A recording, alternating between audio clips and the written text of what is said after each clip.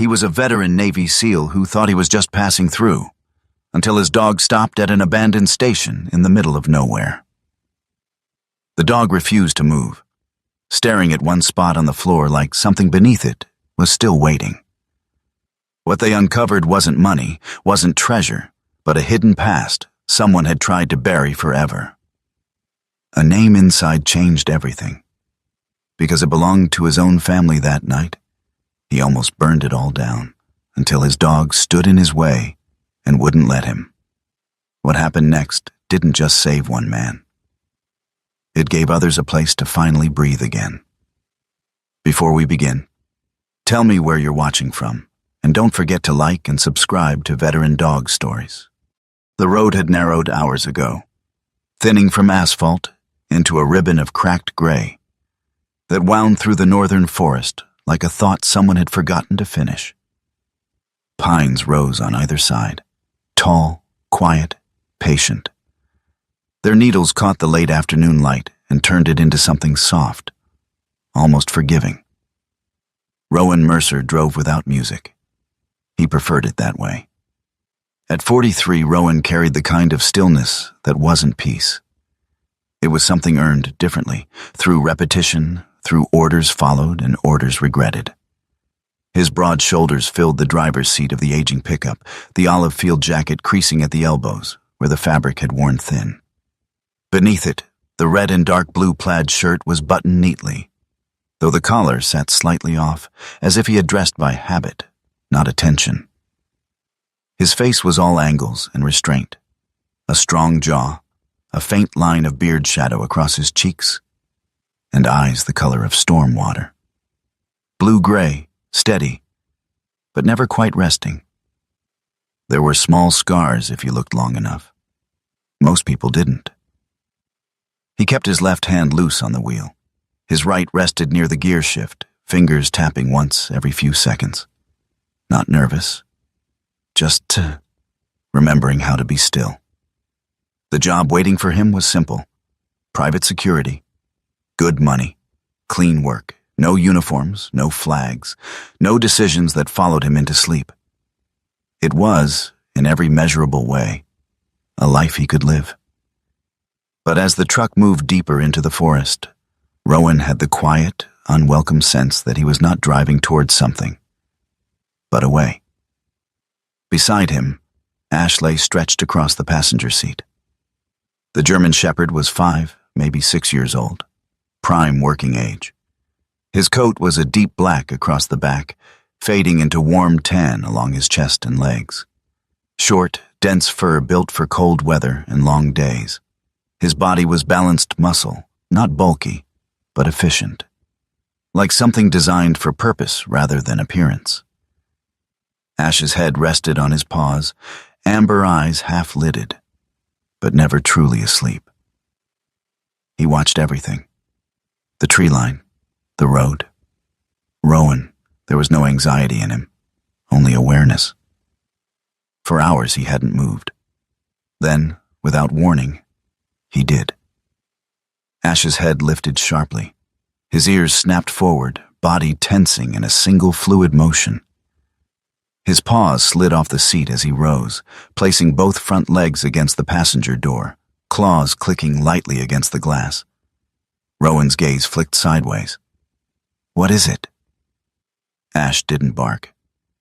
He never barked unless something was wrong. Instead, he stared. Not at Rowan, not at the road ahead, but off to the right. Rowan slowed the truck instinctively. The engine dropped into a low growl as gravel crunched beneath the tires. He followed Ash's line of sight. At first he saw nothing. Then, just beyond a break in the trees, something unnatural, a line, too straight to be random. Rowan pulled the truck over. The engine ticked as it idled. For a moment, neither of them moved. Ash glanced back at Rowan once. A brief look, then back to the trees. That was all. Rowan exhaled slowly. All right. He killed the engine. The forest stepped in immediately, filling the silence with wind through branches and the distant call of something unseen. The air was cooler here, thinner somehow, like stepping into a room that had been closed for too long. Ash was out of the truck before Rowan had fully opened the door. He landed lightly, nose already low to the ground, tracking, not fast, not frantic. Controlled, intentional.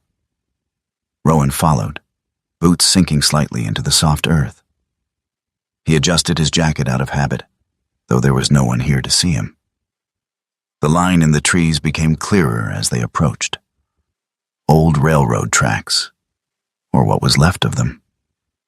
The rails were gone, stripped long ago, but the bed remained, a raised path of gravel and rotting ties, now overtaken by moss and weeds. It cut through the forest like a scar that had healed, but never faded. Ash stepped onto it without hesitation. He paused, sniffed once, then continued forward. Rowan stood at the edge for a second longer. He hadn't planned this stop. He hadn't planned anything beyond reaching the next town, the next job, the next quiet place to disappear into. But Ash was already moving, and Ash didn't move without reason. Rowan followed. The path curved gently, leading them deeper into the trees. The light shifted as they walked, filtering through branches in broken patterns that moved across the ground like something alive. After a few minutes, the forest opened. And there it was, Briar Glen Station. It stood alone at the end of the abandoned line, a long, low wooden structure, weathered to the color of bone. The roof sagged slightly at the center, shingles missing in uneven patches. The loading platform stretched along one side, boards darkened with age and damp. Windows were boarded over, the front door hung slightly off its hinges. But the frame, the bones of the building, still held. Stubborn. Ash slowed as they approached, his gait shifting from movement to inspection. His head lifted, nostrils flaring, taking in scents layered over decades.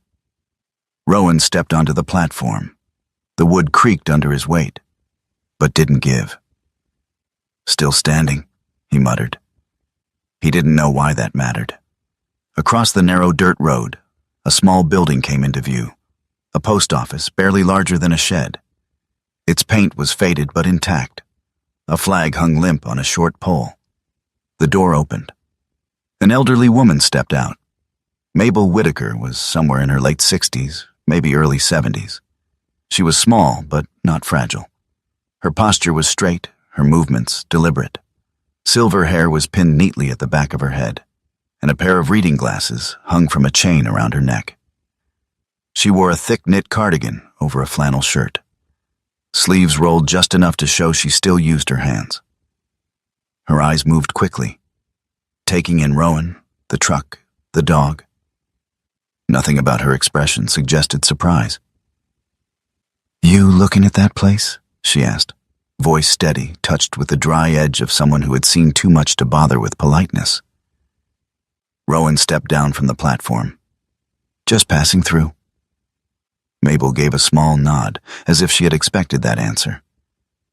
"Most people are." She glanced toward the station. "County's been trying to get rid of it for years.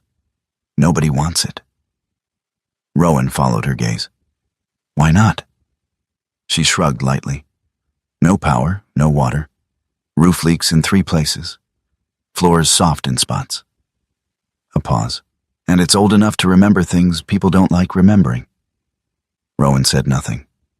Mabel studied him for a moment longer. "You military?" she asked. Rowan hesitated. "Just a fraction." "Was?" She nodded again, slower this time. "Figured." Her eyes shifted to Ash, who had wandered back onto the platform.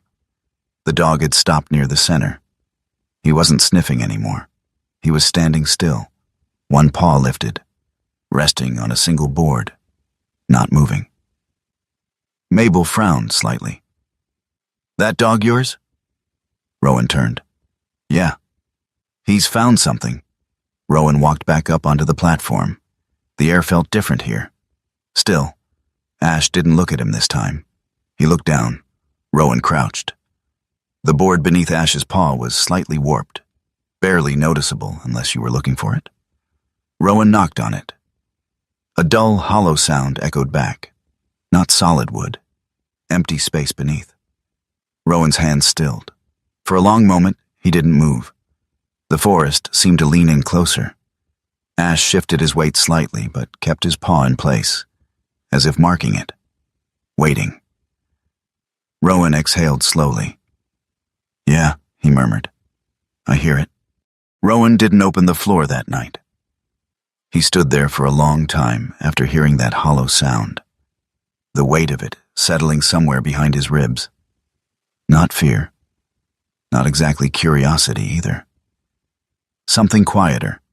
Something that felt like recognition without understanding. Ash eventually stepped back from the warped board, but he didn't leave the room. He circled once, then lay down a few feet away, head resting on his paws, eyes still fixed on the same spot. Rowan glanced at him. "You're not letting that go, are you?" Ash blinked once. That was answer enough. The light outside had faded into a thin gray, the kind that blurred the edges of trees and made distances harder to judge. Rowan checked his watch, just past 6. Too late to start tearing into a structure he didn't understand, especially one that might collapse under him if he guessed wrong. He stepped off the platform and crossed the road again. Mabel Whitaker was just locking up the post office. "You look like a man who heard something he wasn't expecting," she said without turning. Rowan stopped a few feet away. "There's a hollow under the floor." Mabel paused, key still in the lock. "That is so." "You knew about it?" She turned then, slow, studying his face. "No. But buildings like that don't stay empty without reasons. Sometimes those reasons just don't sit where you can see them." Rowan considered that. "I'll need tools," he said. Mabel nodded toward a narrow shed beside the post office. Old maintenance kit from when the county still pretended to care. Hammer, pry bar, couple things that might still work if you treat them kindly. Rowan gave a small nod. "I'll bring them back." Mabel snorted softly. "You keep anything you manage to fix. That'd be payment enough." Rowan slept in the truck that night. Not because he had to. He'd slept in worse places, in colder places, under conditions that made this quiet forest feel almost indulgent. But he didn't trust the structure yet, and maybe, though he wouldn't have admitted it, he didn't trust what waited beneath it. Ash slept lightly, as always. Every sound in the woods passed through him like a current. Wind, distant branches snapping, something moving far beyond sight. But every so often, his head would lift, just slightly, ears angling toward the direction of the station, like he was listening for something that hadn't made a sound yet. Rowan came back at first light. The forest had changed color overnight. Pale gold filtered through the trees, catching on the moss and the broken edges of the platform. The building didn't look any less worn in daylight, but it looked clearer, more honest. Ash was already out of the truck before Rowan closed the door. He didn't run ahead this time. He walked. Straight to the same spot. Same board. Same stillness. Rowan set the tools down beside him. A rusted pry bar, a claw hammer, and a flathead screwdriver worn smooth at the handle.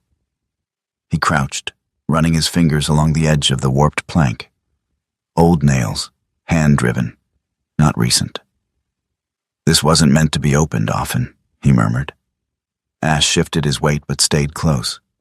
Rowan slid the screwdriver under the edge, testing the resistance. The wood groaned, dry and stubborn.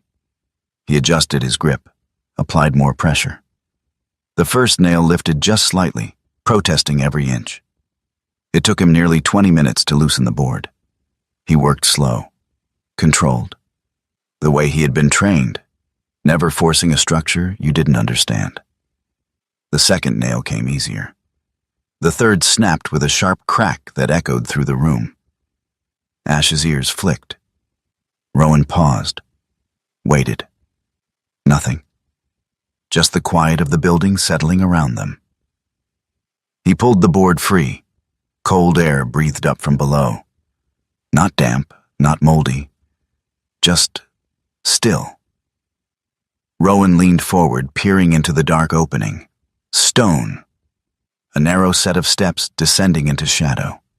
He sat back on his heels. "Someone built this," he said quietly. "This wasn't an accident." Ash stood. Rowan didn't rush down. He found a flashlight in the truck, checked the batteries, then came back. The beam cut cleanly into the darkness, revealing rough stone walls and a floor that looked intact. "Stay close," he said. Ash didn't need the instruction. They descended together. Each step creaked under Rowan's weight, but held. The air grew cooler with every foot, carrying a faint scent.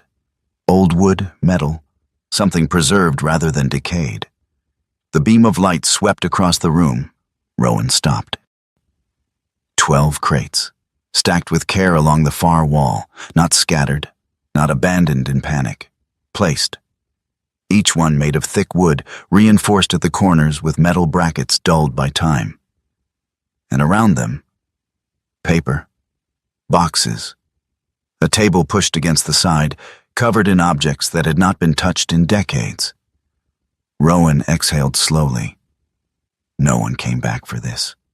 Ash moved ahead, stepping between the crates with unusual care. His nose hovered inches above the surfaces, moving from one to the next. Not searching randomly, choosing. Rowan watched him. "You smell something specific, don't you?" Ash stopped at a metal case half hidden behind two of the wooden crates. He didn't touch it. He just stood there, waiting. Rowan approached. The case was heavier than it looked. Military grade from the shape and construction. He knelt, brushing away a layer of dust with the back of his hand. There was a latch. Still intact. He hesitated, then opened it. Inside, a notebook, leather-bound, edges worn but preserved. And beneath it, a collar. Metal, dulled with age, the surface etched just enough that the letters were still visible. Rowan lifted it carefully. "K9 Bram," he read aloud. Ash leaned closer, sniffing at once. Then, unexpectedly, he pulled his head back slightly. Not fear, recognition. Rowan opened the notebook. The handwriting inside was steady, deliberate. The kind of writing that came from someone used to recording things that mattered. Names, dates, observations, medical notes. And then, a name at the top of a page. Elias Mercer. Rowan froze. For a moment the room seemed to tilt. Not physically, but in that subtle way, memory sometimes shifted when something didn't fit. He read it again. Same name, same spelling. Mercer. Ash made a low sound. Not a growl, not a whine. Something in between. Rowan looked up. The dog wasn't watching the room anymore. He was watching Rowan. Directly, unblinking. As if the name on that page mattered less than what Rowan would do with it. Rowan swallowed. "Could be coincidence," he said quietly. But his voice didn't believe it. He turned another page. More notes. References to patients, to routines, to dogs, plural, training methods, behavioral observations. This wasn't just storage.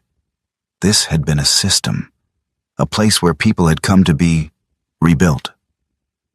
Rowan closed the notebook slowly. His hand rested on the metal collar. "K9 Bram," he repeated under his breath.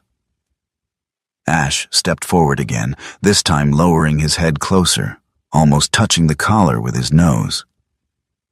Rowan watched him.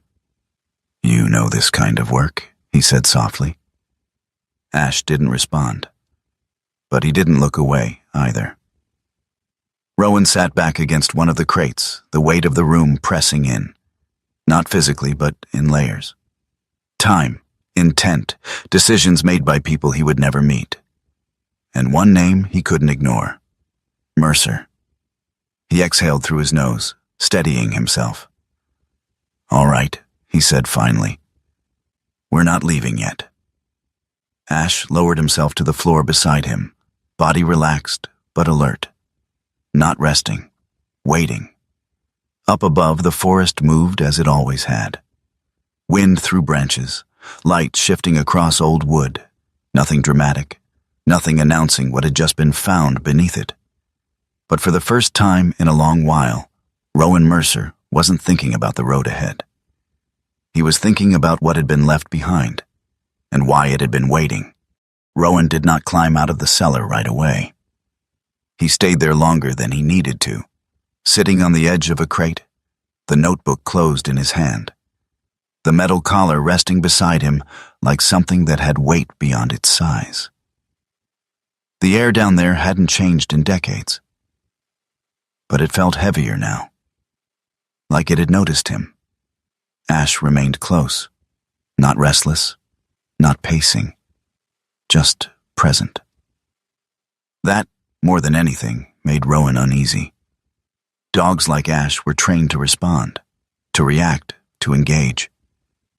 But when Ash went still like this, it meant he was processing something deeper than scent, something that didn't belong entirely to the physical world. Rowan stood eventually, brushing dust from his jeans. "We need context," he said under his breath. Ash followed him up the narrow steps without hesitation. The forest had brightened by mid-morning. Sunlight filtered through the tall northern pines in long, vertical shafts, catching on floating dust and the edges of broken wood. The station looked the same from the outside, but Rowan no longer saw it as abandoned. It was paused, like something had been left mid-sentence. Mabel Whitaker was already outside when Rowan crossed the road. She stood beside the post office door with a chipped enamel mug in her hand, steam rising slowly from the top. She watched him approach without waving. "You went in," she said, not asking. Rowan nodded once. "There's a cellar, storage, old materials." Mabel took a sip of her coffee, eyes narrowing slightly. "Didn't know about that. You've lived here how long?" 40 years. She shrugged lightly. Long enough to know that not knowing something doesn't mean it wasn't always there. Rowan studied her for a moment. "You ever hear the name Elias Mercer?" Mabel's hand stilled. It was subtle. Most people wouldn't have caught it. But Rowan had spent years reading micro-reactions under pressure. Her fingers tightened around the mug. "Where'd you find that name?" she asked.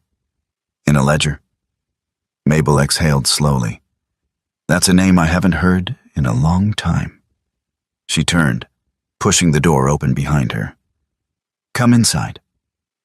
The post office was small but organized with a kind of precision that came from habit rather than effort. Wooden shelves lined the walls, each slot labeled in faded ink. A single overhead fan turned lazily, moving the warm air just enough to keep it from settling. Mabel set her mug down and leaned against the counter. "Elias Mercer was complicated," she said. Rowan didn't interrupt. "He ran that station for a time, after the war. Took in men who came back wrong." She tapped the counter lightly. "Not broken, just not built for the world they were supposed to return to." Rowan's jaw tightened almost imperceptibly. What kind of place was it? Not a hospital, not a shelter. Mabel glanced toward the window where the station stood across the road. Something in between. They worked, fixed things, built things, trained dogs, lived quiet. Rowan nodded slowly. That matched what he'd seen. "And then?" he asked. Mabel's expression shifted. "Then the county shut it down. Funding dried up. People got uncomfortable with something they didn't understand. A pause. Or maybe they started asking the wrong questions. Rowan leaned forward slightly. What kind of questions? Mabel met his eyes directly. Why some of those men never left? Rowan didn't respond right away. He stood there, absorbing it. The weight of the words settling into the same place the name had earlier. Ash, who had followed him inside, stood near the doorway. His posture was neutral, but his attention had shifted. Not toward Mabel, toward something outside. Rowan noticed. You mind if I use your phone? He asked. Mabel gestured toward the back wall. Landline still works, most days. Clara Bellamy arrived just after noon. She drove a compact SUV that looked like it had seen more dirt roads than highways. When she stepped out, she moved with purpose. Quick, efficient, already scanning the building before she reached it. Clara was in her mid-30s, average height, lean build. Her brown hair was pulled into a low tie at the back of her neck, a few loose strands catching the light. Her face was sharp, not harsh, but focused. The kind of face that didn't waste energy on unnecessary expression. She wore a moss-green parka, slightly worn at the cuffs, a gray sweater underneath, dark outdoor pants, and waterproof boots that had seen use. A small research backpack hung from one shoulder, heavy enough to pull her posture slightly forward. Her eyes were the most telling thing. Alert, analytical, and guarded. "You're Mercer?" she asked as she approached. Rowan gave a small nod. "You're Bellamy." She didn't smile, just extended a hand briefly. "Clara." Her grip was firm, quick. She pulled back immediately, already turning toward the station. "You said you found documentation?" Rowan gestured across the road. "Downstairs." Clara glanced at Ash then, and Ash reacted. A low, almost inaudible rumble formed in his chest. Rowan frowned. "Easy," he said quietly. Ash didn't move forward. He didn't bark. But he didn't relax either. Clara noticed. "He doesn't like me," she said plainly. Rowan shook his head. "He doesn't know you." Clara raised an eyebrow slightly. "Same thing sometimes." They descended into the cellar together. Clara's flashlight beam moved faster than Rowan's had. She scanned, cataloged, absorbed. Her breathing changed slightly, not from fear, but from recognition. "This is real," she murmured. She moved to the crates, examining the construction, the materials, the markings. Her fingers traced along the edges without touching directly. Post-war era, late 40s, early 50s. She crouched near one of the boxes. This isn't just storage.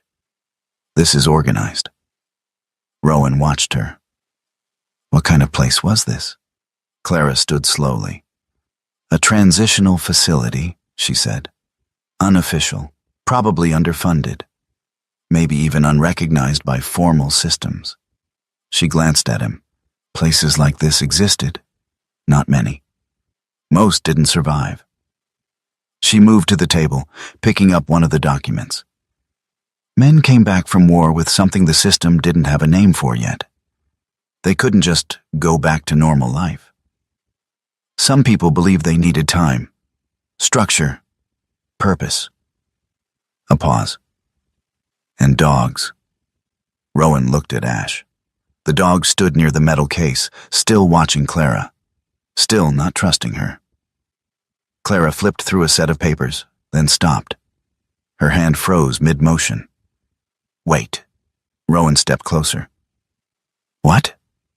She turned the page slowly, eyes narrowing. "This wasn't just treatment." She held the paper out. "Some of these men were scheduled to be discharged, sent home." Rowan scanned the list. Dates, names, and then annotations, delays, reassignments. Clara looked at him, something shifting behind her calm exterior. "He didn't send them back," she said quietly. Rowan's chest tightened. Meaning? Clara exhaled. He postponed their release, adjusted paperwork, maybe convinced them they weren't ready. She shook her head slightly. Maybe they weren't. Rowan's jaw set.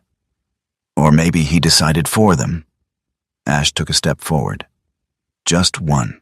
His eyes moved from Clara to Rowan, as if the conversation itself mattered less than the direction it was pushing him.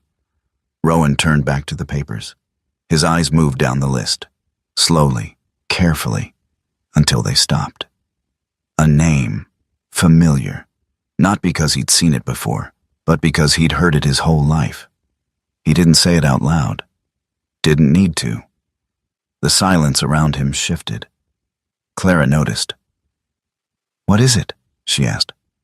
Rowan shook his head once. Could be nothing. But his voice had changed. Just enough. Clara studied him for a moment longer, then nodded. "We'll need to go through everything," she said. "Cross-reference, dates, locations.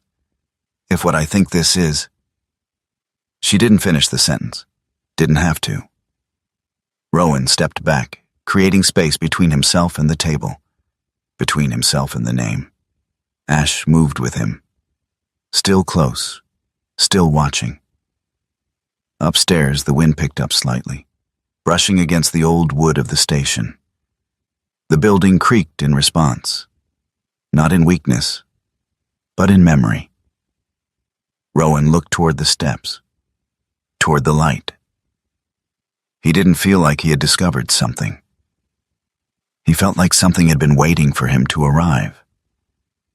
And now that he had, it wasn't going to let him leave unchanged. Rowan worked like a man who didn't want to think. That was the simplest way to describe it. He woke early, before the forest had fully shaken off the night, and moved through the station with a quiet, relentless rhythm. Lifting boards, checking beams, clearing debris, hauling broken wood into a growing pile outside. Every movement was precise, controlled, efficient. There was no hesitation in his hands, only in his mind. He avoided the cellar. Not consciously at first. He simply stayed upstairs, focused on what he could see, what he could fix. The roof line sagging near the center beam, the platform boards that had softened with years of rain, the door that refused to close cleanly unless you lifted it slightly before pushing. Things that made sense, things that didn't carry names. Ash followed him through it all, but not in the same way as before. The dog was quieter now, not less alert, but less reactive. He watched Rowan more than he watched the environment. His movements were slower, measured. When Rowan shifted direction, Ash adjusted, always staying within a few feet. Not guarding the space, guarding him. That difference didn't go unnoticed. By the third day, Rowan had cleared enough of the main room to see the original structure beneath the decay. The frame was still solid. Heart pine, like Mabel had said. Stronger than it had any right to be after all these years. It gave him something to hold on to. A problem with a solution. But every time he passed the section of floor where the board had been removed, every time he caught the faint, cool breath rising from below, something tightened in his chest. He didn't go down. He didn't need to. Not yet. Clara came and went over the next 2 days. She worked differently than Rowan. Where he repaired, she cataloged. Where he focused on structure, she focused on meaning. She brought gloves, notebooks, a camera. Her movements were methodical, her voice quiet but precise. Ash never warmed to her. He didn't grow aggressive, but the tension remained. Subtle, consistent. He kept his distance when she was close, positioning himself between her and Rowan whenever the space allowed. Clara noticed. "You trust him more than you trust people," she said one afternoon. Not accusatory, just observational. Rowan didn't look up from the board he was measuring. "He's earned it." Clara nodded once. "That's fair." She didn't press further. That night, the temperature dropped. The kind of cold that didn't announce itself with wind or storm, but settled quietly into the ground, into the wood, into the spaces between things. Rowan built a small fire outside, more out of habit than necessity. He sat beside it with a tin cup of coffee, staring into the flames without really seeing them. Ash lay a few feet away, stretched out, but not asleep. The forest was still, too still.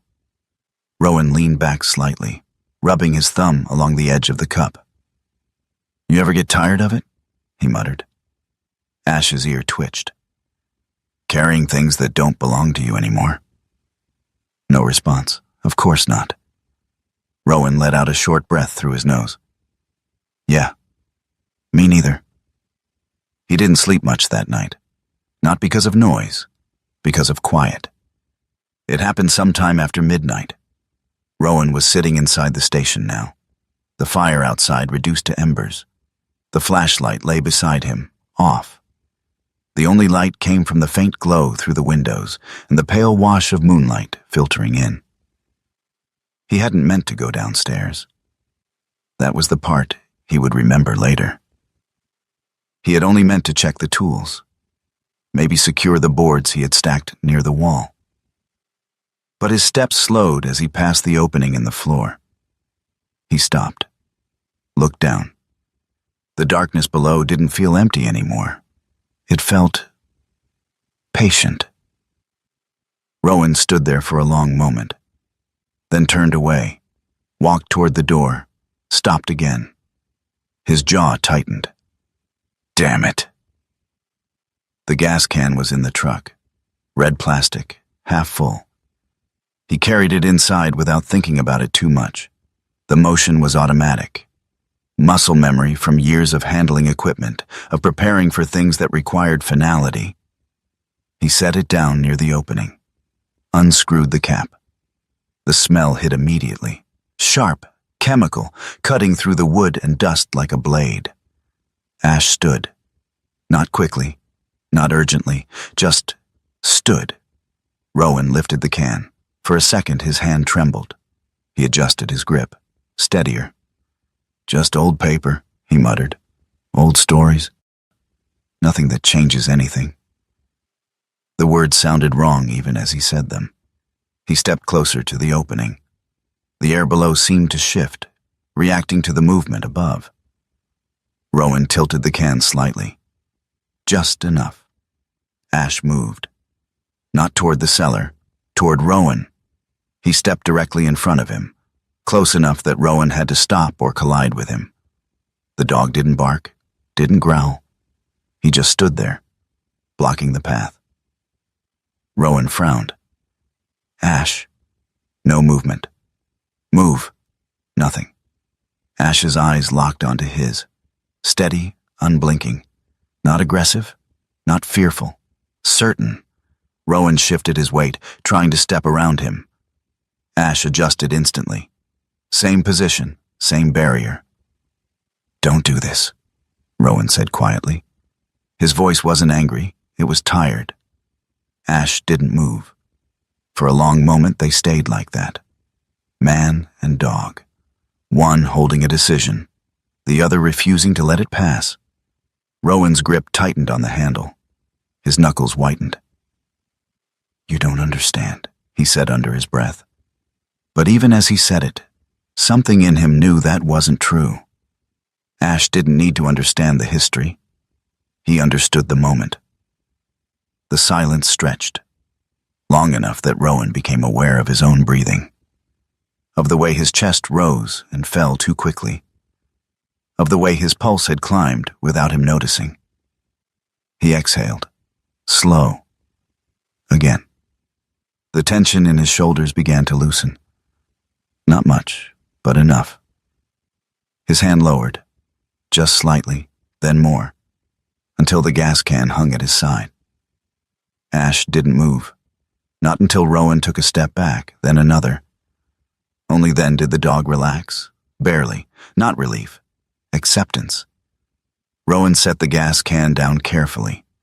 The smell lingered, sharp, accusing. He stared at it for a moment, then turned away, ran a hand over his face. "You win," he muttered. But it didn't feel like losing. He stepped outside. The night air hit him like cold water, clearing something he hadn't realized had been building for days. Ash followed, stopping just behind him. Rowan stood on the platform, looking out into the forest. It looked the same, unchanged. But something inside him had shifted. Not resolved, not healed, just interrupted. "You don't let things go, do you?" he said quietly. Ash sat beside him. Not touching, but close enough. Rowan looked down at his hands. They were steady now, empty. For the first time since he had arrived, he allowed himself to think about what was actually down there. Not as a problem, not as a burden, but as something that had been left behind on purpose. He didn't go back inside that night. Didn't go near the cellar. Didn't touch the tools. He sat there until the sky began to lighten at the edges, the first hint of morning pushing back the dark. Ash stayed with him the entire time, silent, present. And somewhere in the space between night and day, Rowan Mercer made a decision he didn't fully understand yet. He wasn't going to erase it. The morning after the long night came quietly. No dramatic shift, no sudden clarity. Just light, filtering slowly through the tall trees, touching the edges of the station like it had every day before, indifferent to what had almost happened inside. Rowan stood on the loading platform, a mug of coffee cooling in his hand. He hadn't slept much, but he didn't feel tired in the way he expected. It was something else, a kind of heaviness that wasn't physical. Ash lay near the edge of the platform, stretched out, but not relaxed. His ears flicked at every small sound, his eyes occasionally drifting back to Rowan as if checking that he was still there. Rowan took a sip of coffee. It had gone bitter. "Figures," he muttered. He didn't go back down into the cellar. Not yet. Around mid-morning, the sound of an engine approached. Low, uneven, like a machine that had been running longer than it should have. Rowan turned. An old pickup truck rolled into view, its paint faded to a dull gray, patches of rust spreading along the edges of the doors and wheel wells. It slowed near the station, then came to a stop beside the road. The driver didn't get out immediately. The engine cut off. Silence followed. Then the door opened.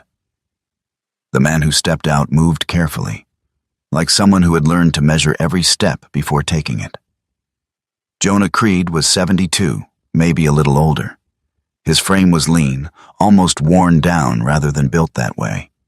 His back carried a slight curve, not from weakness, but from time. His hair was thin and silver, cut short but uneven, like he handled it himself. His face was lined, deeply, not just from age, but from something heavier, years of holding things in rather than letting them out. His eyes were pale, washed-out blue, but steady. He wore a brown canvas jacket that had seen decades of use, a faded flannel shirt beneath it, dark work pants, and boots that had been repaired more than once. In his right hand, he held a simple wooden cane, not polished, not decorative, functional. He looked at the station first, not Rowan, not Ash, just the building, like he was checking if it was still there. Rowan set the mug down. "You lost?" he asked, voice neutral. The old man shook his head once. "No." He stepped forward, slower than most, but without hesitation. "I heard someone was working on this place." Rowan nodded slightly. "That's me." The man's gaze shifted then, studied Rowan, then Ash. Ash didn't move, didn't growl. But something about him changed, subtle but present. His body lowered just a fraction, not defensive, not aggressive, aware. The old man stopped a few feet from the platform. "Name's Jonah," he said. Rowan didn't offer his hand. Rowan, Jonah nodded, like he already knew. Mercer, he added quietly. Rowan's jaw tightened slightly. You know me? Jonah gave a small shake of his head. No, but I knew someone with that name. Neither of them spoke for a moment. The wind moved through the trees behind them, carrying the faint scent of pine and cold earth. Jonah looked back at the station. Mind if I come up? He asked. Rowan stepped aside without answering. Jonah climbed the platform slowly, the wood creaking under his weight. When he reached the top, he stopped again, same as before, and took a long look around. His eyes moved across the boards, the door frame, the edges of the structure. Then they dropped. To the floor. Ash shifted. Not away, closer. He moved toward Jonah and stopped just beside him, head level with the man's knee. Jonah didn't react immediately. Then, slowly, he lowered his hand, not reaching, just letting it rest there. Ash leaned in slightly, sniffed, and then he settled, right beside him. Rowan watched that carefully. That's new, he said under his breath. Jonah let out a quiet breath. I used to know a dog like him, he said. Rowan folded his arms. Used to? Jonah nodded. Long time ago. He took a few steps toward the center of the room, then stopped, exactly over the spot. You found it, he said. It wasn't a question. Rowan's chest tightened. What do you mean? Jonah tapped his cane lightly against the floor. There's a space under here, he said. Been there longer than most people around remember. Rowan didn't respond. He didn't need to. Jonah looked at him then, really looked. And something in his expression shifted. Recognition. Not of Rowan. Of something deeper. I was here, Jonah said quietly. The words didn't land all at once. They settled, slow, heavy. When? Rowan asked. Jonah's eyes drifted past him, back toward the far wall. After the war, he said. Korea. His voice didn't change much, but something beneath it did. I wasn't right. Not broken.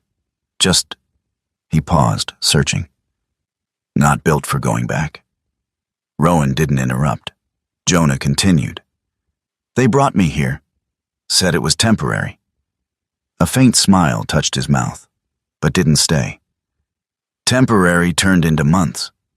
He shifted his weight slightly, the cane grounding him. There was work, wood, tools, quiet, and dogs. His gaze flicked to Ash. Dogs that didn't ask questions. Rowan's throat tightened slightly. What happened when it was time to leave? Jonah didn't answer right away. He looked down at the floor again. Then at Rowan. I didn't leave, Jonah said. Rowan's eyes narrowed slightly. Didn't? Or couldn't? Jonah held his gaze. Depends on how you look at it. The silence stretched between them. Jonah moved toward one of the old support beams, resting his hand against it lightly. There were papers, he said. Dates, schedules. People coming to take us back. He let out a slow breath. Some of those papers got delayed. Rowan's jaw clenched. By Elias. Jonah nodded. He didn't lock us in, Jonah added. Didn't chain anyone. Doors were open, always were. He tapped his cane lightly against the floor again. But he talked to us. Rowan's eyes hardened. What did he say? Jonah's expression didn't change. The truth, he said. Or at least, the version of it he believed. Rowan took a step forward. And you just stayed? Jonah didn't flinch. I stayed alive. That hit harder than Rowan expected. Jonah's voice softened slightly. I had a wife, he said. Back then, kid on the way. Rowan froze. I thought about them every day, Jonah continued. Wrote letters. Didn't send most of them. He looked toward the wall like the memory lived there. I wasn't ready to go back. Didn't know how to be the man they remembered. Rowan's hands tightened into fists. So he decided for you. Jonah shook his head slowly. No. He met Rowan's eyes again. I let him. The words hung there, uncomfortable, unresolved. Ash shifted again, pressing slightly closer to Jonah's leg. Not protective, not defensive, just present. Rowan looked at the dog, then back at the man. What happened to your family? He asked. Jonah's gaze dropped. They moved on, he said simply. No bitterness, no anger, just fact. Another silence. Rowan exhaled slowly, running a hand over the back of his neck. That doesn't sound like being saved. Jonah gave a faint nod. It wasn't. A pause. But I'm still here. Rowan looked away, out toward the forest. And for the first time, the thought came clearly. Not as an idea, as a realization. He looked back at the station, at the walls, at the space, at Ash. He wasn't just fixing a building. He was holding something, keeping it, preserving it. And people were already starting to come back. The weight of that settled into him, slow and undeniable. Jonah watched him carefully. You feel it, don't you? He said. Rowan didn't answer. Because the truth was, he did. Rowan didn't make an announcement. He didn't sit down with Mabel or Clara and say he was staying. He didn't call the number saved in his phone for the job waiting miles away. He didn't write anything down, didn't mark the decision in any formal way. He just didn't leave. That was how it began.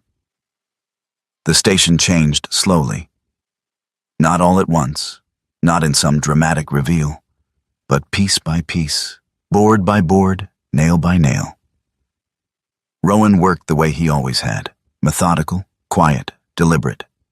He replaced what was broken, reinforced what could be saved, and left alone what didn't need to be touched. He didn't talk much, but he didn't avoid people anymore. That was new. Clara came by twice a week now. She brought notebooks, reference materials, sometimes copies of records she had dug up from regional archives. Her work had shifted too. At first, she had been focused on documentation, cataloging what Briar Glen had been. Now she watched what it was becoming. You're not restoring it, she said one afternoon, standing near the open doorway, arms crossed lightly against the chill. You're repurposing it. Rowan was crouched near the platform edge, sanding down a splintered beam. Same wood, he said without looking up. Clara tilted her head slightly. Different intention. Rowan didn't respond, but he didn't disagree. Mabel noticed it first. The shift. Not in the building, but in the traffic. People are asking about this place again, she said one morning, leaning against the post office counter, her glasses low on her nose. Not tourists. Locals. Rowan stood across from her, hands in his jacket pockets. What kind of asking? Mabel shrugged, the kind where they don't want to be seen asking. That afternoon, someone came. Not announced. Not invited. Just arrived. The young man stepped out of an old sedan that had seen better decades. The car engine ticked loudly as it cooled, the sound echoing a little too sharply in the quiet space between trees. He stood beside the open door for a moment, like he had forgotten why he had gotten out. Then he closed it. Slowly. He was young, 17, maybe 19 at most, thin in a way that didn't come from fitness, but from absence. His shoulders curved forward slightly, like he was trying to take up less space than he occupied. His hoodie was dark, oversized, sleeves pulled over his hands. The fabric had been washed too many times, colors faded into something undefined. His jeans hung loose at the knees, worn thin near the seams. His face was pale, but not from lack of sun. more like the kind of tired that sleep didn't fix. His eyes were restless, flicking from the station to the trees to the ground, never settling. Noah Reed. Rowan recognized him. Not from a conversation, from observation.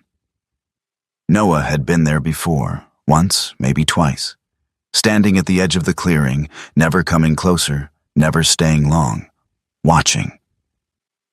Now he had stepped inside the boundary. Rowan didn't move toward him, didn't call out. He stayed where he was, sanding block in hand, letting the silence stretch just enough that it wasn't empty, but not enough to feel like pressure. Ash was the one who reacted first. The dog rose from where he had been lying near the doorway. His body shifted, not tense, not alert in the way it did when something was wrong. Curious, measured. He walked toward Noah, each step deliberate, controlled. His head lowered slightly, ears angled forward, eyes focused. Noah froze. Not in fear, in uncertainty. "You don't have to do anything," Rowan said quietly, still not looking up. Noah's voice came out rough. He stopped. Didn't finish the sentence. Ash closed the distance, then stopped. About 3 feet away. He didn't sniff, didn't circle. He simply lowered himself to the ground, front legs extended, head resting gently between them, eyes still on Noah. Noah's breathing changed. It wasn't loud, but it shifted. Quick, shallow breaths pulling unevenly into his chest, like something inside him had been holding too tight for too long. He took a step back, then forward again, like he didn't know which direction was safer. Ash didn't move. Rowan set the sanding block down slowly, stood, still kept his distance.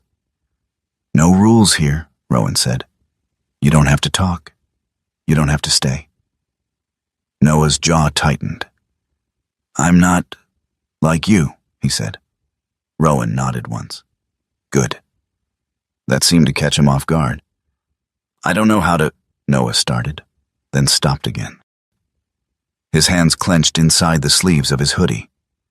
Ash shifted slightly, not closer, just enough that the movement registered. A reminder. A presence. Noah's eyes dropped. To the dog. He hesitated. Then slowly, like the motion had to pass through resistance, he lowered himself to sit on the edge of the platform, not close, but not far either. They stayed like that. Minutes passed. No one filled the space with words. Then, Noah's shoulders dropped. Just slightly, but enough. "I don't sleep," he said. The words came out flat. Not dramatic, not emotional, just true. Rowan leaned back against one of the support beams. "Yeah," he said. Noah let out a breath that sounded more like something leaving than something entering. "I tried stuff," he added. "Nothing sticks." He rubbed his face with his sleeve, quick, like he didn't want to be seen doing it. Ash lifted his head. Not fully, just enough. Noah looked at him. Something in his expression cracked. Not open, just enough for something underneath to show through. "I don't know why I came here," Noah said quietly. Rowan shook his head. "You don't have to." Another silence. Then it happened. Small, almost invisible. Noah's hand moved, barely, from inside the sleeve. It hovered, then dropped, then lifted again. Ash didn't lean in, didn't close the space. Noah's fingers brushed against the dog's fur. Just once. Light, uncertain, and that was it. The break came suddenly, not loud, not violent. Noah folded forward slightly, his shoulders shaking as the first sound escaped him. A sharp inhale that turned into something else before it could be stopped. He covered his face. But it didn't help. The tears came anyway. Rowan didn't move, didn't step in, didn't speak. Ash stayed exactly where he was, not touching, not comforting in the way people tried to. Just present. And that was enough. Rowan watched it happen. The release. The thing that had been building inside the kid for who knew how long, days, months, years, finding a way out without being forced. And in that moment, he understood. Not Elias, not completely, but the intention. This wasn't about fixing people. It wasn't about keeping them. It was about creating a space where they didn't have to pretend. Rowan exhaled slowly. His gaze drifted across the station, the beams, the floor, the open doorway leading back into the forest. Same place, different purpose. Noah stayed there for a while, long enough that the edges of his breathing softened, that his shoulders stopped shaking, that the silence around him felt less like pressure and more like space. When he finally stood, he didn't say thank you. Didn't look at Rowan directly. He just nodded once, small, then turned and walked back to the car. Ash watched him go, didn't follow. Rowan picked up the sanding block again, ran it once along the edge of the beam, then stopped. He looked at the spot where Noah had been sitting, then at Ash. "Guess we're doing this," he said quietly. Ash didn't respond, but he didn't look away either. A year didn't change the forest. It changed how it felt. The trees still stood where they had always stood, tall, unmoved, indifferent to the passing of seasons and people. The same rail bed still cut through the undergrowth, softened by moss and time. The same wind still moved through the branches in long, quiet breaths. But Briar Glen was no longer something the forest had forgotten. It was something the forest had accepted. The station stood straighter now, not new, not polished. Rowan had never tried to make it that. The wood still carried its age, grain darkened by time, edges worn by weather and years of neglect. But the structure held. The roof no longer sagged. The platform boards had been replaced where needed, reinforced where possible. The windows were open now, letting light move freely through the space instead of stopping at boarded glass. It looked lived in, used. And more importantly, it was. Rowan stood near the doorway, one hand resting lightly against the frame. He hadn't changed much. Same olive field jacket, worn at the cuffs. Same dark cargo pants, same boots that had seen more ground than most people ever would. His hair remained short, practical, with the same early gray at the temples. The lines on his face hadn't softened, but something in him had. Not healed, not fixed. Just less closed. Inside, the station carried a different kind of silence now. Not empty, occupied. There were tools along one wall, organized but not rigid. A workbench near the window. A kettle resting on a small iron stove. A few chairs, mismatched, worn, but positioned like people had actually used them instead of avoiding them. There were marks on the floor now. Footsteps. Movement. Time. Ash lay near the center of the room, older by a year, though it didn't show much in his body. His coat still held its deep black and warm gold, his muscles still balanced and ready. But there was something quieter in the way he carried himself now. More deliberate, less reactive. He had learned this place, and this place had learned him. Rowan stepped outside. The morning air carried a hint of cold, even though the sun had already climbed past the tree line. It settled into the bones of things. Wood, soil, memory. He moved toward the platform, lowering himself onto the edge with a slow exhale. The station behind him creaked softly. Alive. Jonah Creed came less often now. Not because he couldn't, because he didn't need to. When he did arrive, it was the same as always. Quiet, measured, no announcement. He would sit for a while, speak when there was something worth saying, and leave when there wasn't. He had stopped leaning so heavily on his cane. That was the only visible change. Clara still visited, though her work had shifted. Less documenting, more watching, more listening. She still carried her notebooks, still recorded what she saw. But now, she didn't just look at the past. She observed the present like it mattered just as much. And others came. Not many, not all at once, but enough. Some stayed for hours, some for minutes. Some didn't come inside at all. They stood near the edge of the clearing, looking toward the station the way people look at something they aren't sure they're allowed to approach. Rowan never called them in. Ash never chased them away. It worked. That morning, Rowan went back down into the cellar. Not with urgency, not with avoidance. Just because it was time. The air was the same as before. Still, preserved. But it didn't feel as heavy now. Or maybe Rowan didn't carry it the same way. He moved toward the table. The notebook lay where he had left it. So did the collar. He hadn't touched them in weeks. Not out of fear. Out of respect, maybe. Or hesitation. He picked up the notebook. Opened it. Flipped through pages he had already seen. Then stopped. There was something different.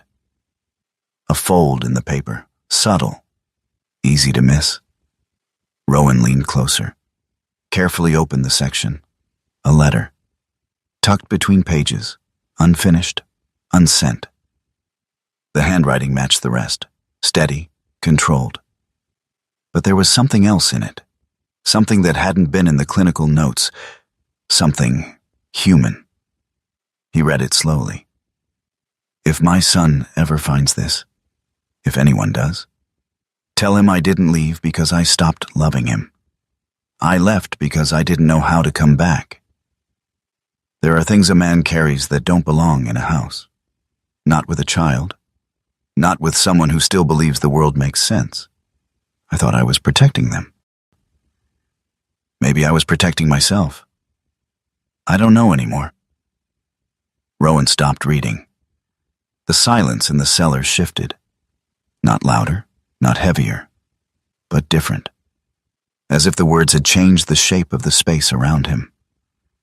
Rowan sat down, slowly, the letter still in his hand. He didn't feel anger, not the kind he had expected. No sharp edge, no immediate judgment. Just recognition. He looked down at his hands, at the lines across his knuckles. The faint scars, the things he carried that didn't show unless you knew where to look. I get it, he said quietly. Not to the room, not to the past. Just said it. Ash moved closer. He hadn't followed Rowan down immediately this time, but now he came, step by step, until he was beside him. He didn't look at the letter, didn't need to. He rested his head against Rowan's leg. The weight was warm, steady, real. Rowan exhaled slowly. His hand moved without thinking, fingers brushing lightly through the dog's fur. The collar sat on the table. K9 Bram. Rowan reached for it, turned it over in his hand. The metal was cold, worn smooth in places from years of contact that had ended long before he had arrived. He looked at Ash, then at the collar. Guess you earned it, he murmured. He clipped it onto Ash's harness. The sound was small, almost nothing. But it carried. Something closed. Something opened. Past and present. Not the same, but not separate either. They went back upstairs together. The station was quiet, but not empty. Later that day, a car pulled up near the road. Rowan heard it before he saw it. Same pattern as always. Engine, pause, door. He didn't move immediately. Didn't rush to greet whoever it was. Ash did. The dog stepped outside first. Not fast, not hesitant, just certain. At the edge of the clearing stood a man Rowan hadn't seen before. Mid-30s, maybe early 40s.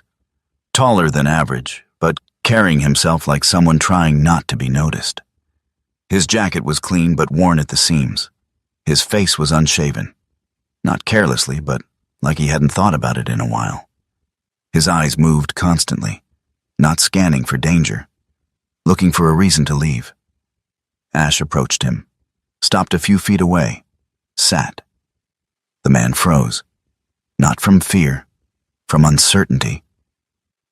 Rowan stepped into the doorway, didn't raise his voice, didn't step closer. "Coffee's still hot," he said. The man looked at him, then at the dog, then back at the station. He didn't move, not yet, but he didn't leave either. And that was enough. Some places are not found by accident. Some doors are not opened by chance. And sometimes, what feels like a broken road is actually a path gently guided by something greater than ourselves. Rowan did not come to Briar Glen looking for healing. He came to escape. But God does not always meet us where we are strong. He meets us where we are empty. Not with answers, not with loud miracles, but with quiet moments. A place that waits, a letter that was never sent, a dog that refuses to move until we are ready to see. Maybe the miracle was never in changing the past. Maybe it was in being given the chance to live with it differently. In our daily lives, we all carry something unseen: regret, loss, questions that never found answers. And sometimes, like Rowan, we try to bury it, avoid it, or walk away from it. But what if the thing we are running from is the very place God is calling us to heal?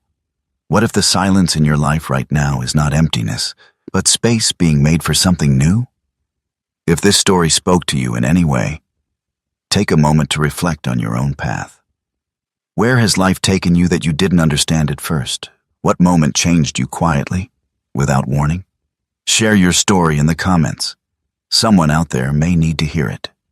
If you believe in stories that heal, in second chances, and in the quiet ways God works in our lives, please like this video and subscribe to Veteran Dog Stories to support more journeys like this. May God bless you, guide your steps, and bring peace to the places in your heart that are still waiting to be seen.